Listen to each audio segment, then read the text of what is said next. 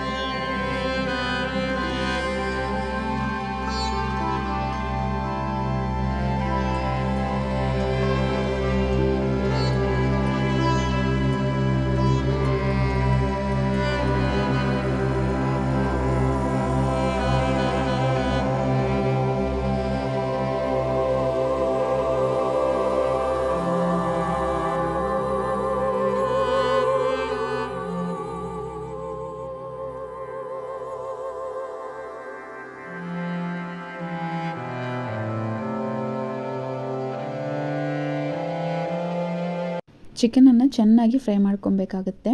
ನಾನು ತೋರಿಸಿದ್ದೀನಲ್ಲ ಅದೇ ರೀತಿ ಚೆನ್ನಾಗಿ ಫ್ರೈ ಮಾಡಿಕೊಂಡು ಈ ಹಂತದಲ್ಲಿ ನಾನಿವಾಗ ರುಬ್ಬಿಟ್ಕೊಂಡಿರುವಂತಹ ಮಸಾಲೆನ ಸೇರಿಸ್ಕೊತಾ ಇದ್ದೀನಿ. ಮೀಡಿಯಮ್ ಫ್ಲೇಮಲ್ಲಿ ಇಟ್ಕೊಂಡು ಸೇರಿಸ್ಕೊಬೇಕಾಗುತ್ತೆ. ಸೇರಿಸ್ಕೊಂಡು ಚೆನ್ನಾಗಿ ಮಿಕ್ಸ್ ಮಾಡ್ಕೊಬೇಕು. ನನ್ನ ಸೈಡಲ್ಲಿ ಬಿಸಿನೀರನ್ನು ಸಹ ಕಾಯಿಸಿ ಇಟ್ಕೊಂಡಿದ್ದೀನಿ. ಇದಕ್ಕೆ ತಣ್ಣೀರನ್ನು ಸೇರಿಸ್ಕೊಬಾರ್ದು, ಬಿಸಿನೀರನ್ನೇ ಸೇರಿಸ್ಕೊಬೇಕಾಗತ್ತೆ. ನಿಮಗೆ ಯಾವ ಕನ್ಸಿಸ್ಟೆನ್ಸಿಗೆ ಬೇಕೋ ಆ ಕನ್ಸಿಸ್ಟೆನ್ಸಿಗೆ ನೀವು ನೀರನ್ನು ಜಾಸ್ತಿ ಹೆಚ್ಚು ಕಡಿಮೆ ಮಾಡ್ಕೊಬಹುದು. ನಾನಿಲ್ಲಿ ಮುದ್ದೆ ಮತ್ತು ರೈಸ್ಗೆ ಮಾಡೋದ್ರಿಂದ ಸ್ವಲ್ಪ ತೆಳುವಾಗಿ ಮಾಡ್ಕೊತಾ ಇದ್ದೀನಿ ನೋಡಿ. ತೀರಾ ತೆಳುವಾಗಿ ಮಾಡ್ಕೊತಾ ಇಲ್ಲ, ಸ್ವಲ್ಪ ಕುದೀತಾ ಅದು ಗಟ್ಟಿ ಆಗಿಬಿಡುತ್ತೆ. ಹಾಗಾಗಿ ನೋಡಿ ಫೈನಲಿ ಆಯಿತು. ನಾನು ಮುದ್ದೆ ಮತ್ತು ಸ್ವಲ್ಪ ಕಬಾಬನ್ನು ಸಹ ಮಾಡ್ಕೊಂಡಿದ್ದೆ. ಇವಾಗ ಬ್ಯಾಟಿಂಗನ್ನು ಸ್ಟಾರ್ಟ್ ಮಾಡ್ಕೊಂಡಿದ್ದೀವಿ. ಟೇಸ್ಟ್ ಮಾತ್ರ ನೆಕ್ಸ್ಟ್ ಲೆವೆಲ್ಲು. ನೀವು ಸಹ ಟ್ರೈ ಮಾಡಿ ಹೇಗೆ ಬಂತಂತ ಕಮೆಂಟ್ ಮಾಡಿ ತಿಳಿಸಿ ನಮಗೆ. Thank you.